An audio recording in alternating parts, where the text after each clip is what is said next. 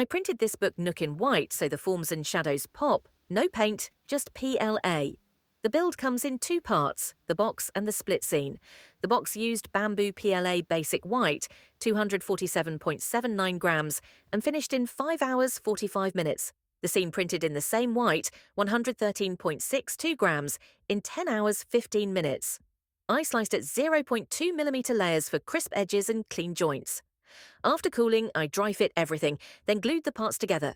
A thin line of CA along the tabs and ledges, press the scene into the box, square the corners, hold for a minute. Wood glue works too, allow extra cure time. Set it between books on a shelf.